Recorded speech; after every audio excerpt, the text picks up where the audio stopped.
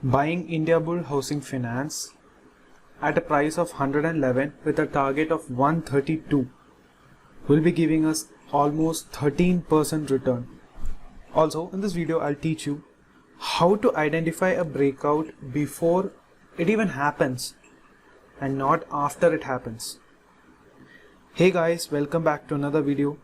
This is how to trade Indiabulls Housing Finance in the coming week.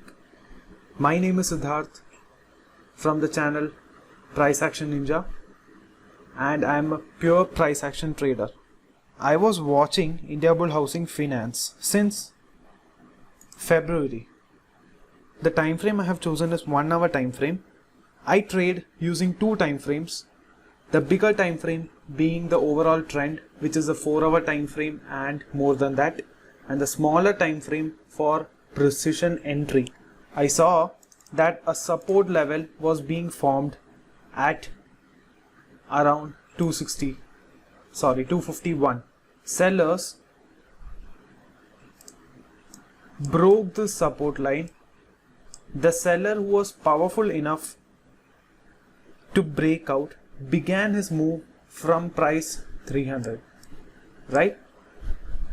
After the breakout, even if the price moves back up above the support line, I will still see it as a sell until this guy who started the move is being taken out. The stock was on a sell and the next support was formed around the 140 range. Now I would like to emphasize that support is not a single point. It is an area. It is an area where there are buyers, right?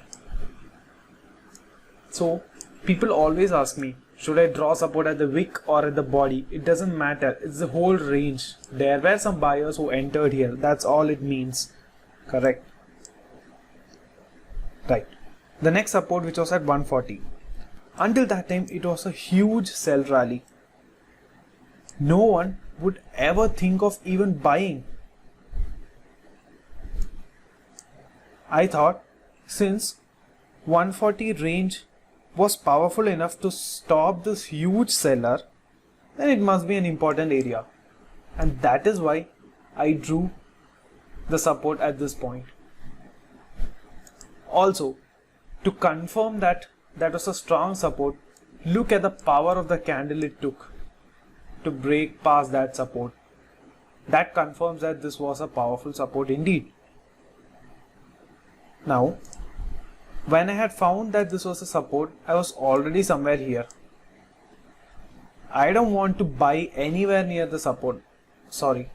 I don't want to sell anywhere near the support. If I want to sell, I'll sell at a higher price because there are buyers in the support. Why would I buy?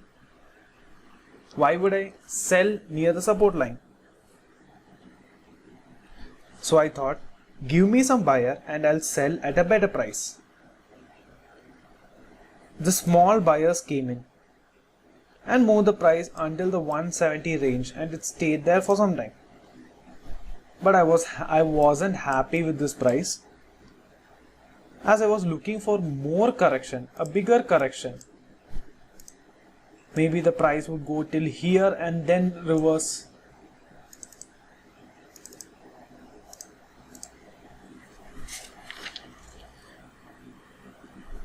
The huge sellers belonging to the 4-hour time frame continued the sell again from here after breaking past that support line, which was formed under 140 range. The guy who started it was here. So until this guy is taken out, I am looking for a sell, maybe sell. They sold until the price level of around 90. Around this area, 85, 90. The buyers entered. The sellers were still strong. You could see one single candle to push down, but they were still not being able to cross that 89 buyer, which means that buyer was also a very important guy. What I could see was that the sellers were not able to make lower prices. if it was this seller who was selling, shouldn't he have made a lower price? He was not able to cross this 89 range, and the price moved between the upper range of 105 and below range of 89. Now the bigger time frame who was selling all the way from here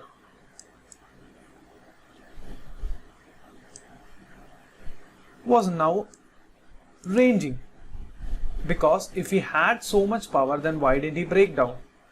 Which means he is not looking to sell any more at this price. He may want a higher price before moving to a sell. That was my conclusion.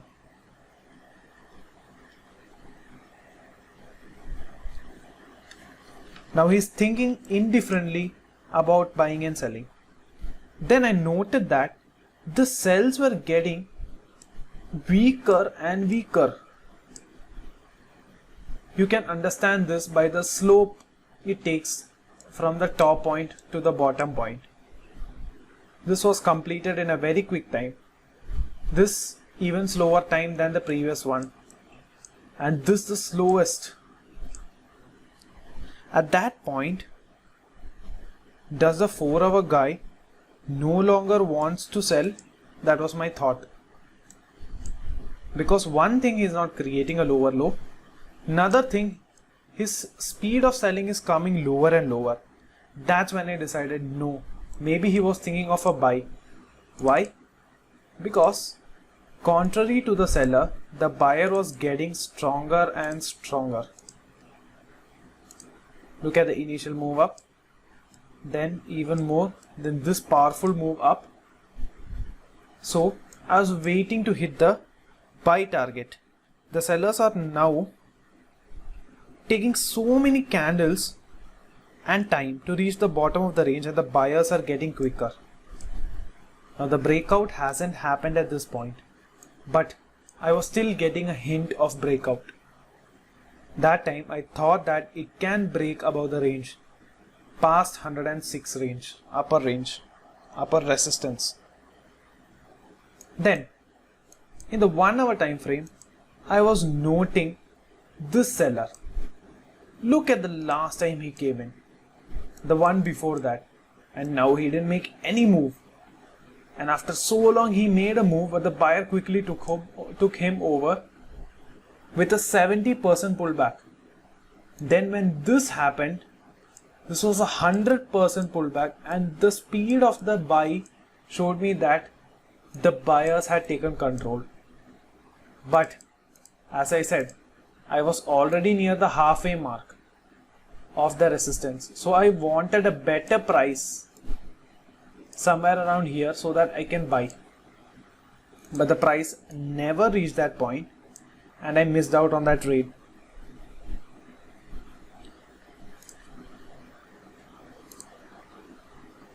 The 4-hour time frame guy, who I call the big guy, who has more money, more information, now was also ranging till now, had now decided to buy. He was now in a buy market. New high was created at 132, but I didn't want to buy at this price. I wanted the price to come down a little, but the sellers came in hard, rested at 111.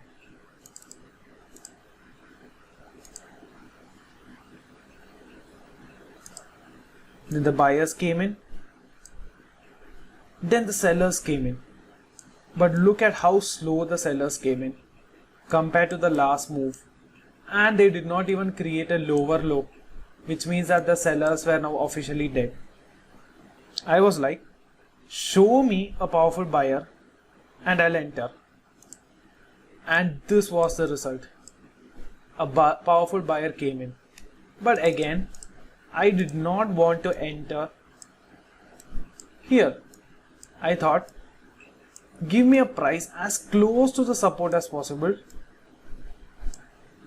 and then I'll buy. But unfortunately, that price also did not get hit. I was still waiting patiently. The price reached the top of the range. I thought price would go up and break out of this range, because just look at the power of this guy. Something about the price range of 132 was scary enough for this 4-hour guy to come back to a sell again, and with such huge power and momentum. Look at the speed it took, time it took to come down. The 4-hour guy who I follow is not again sure whether to buy or sell. He is moving into a sideways market again. He is in a range. Now I would like you to note that how in 3 touches we identify that it was a range, so that in the 4th touch I could give out a buy. That is a trade which we are going to take.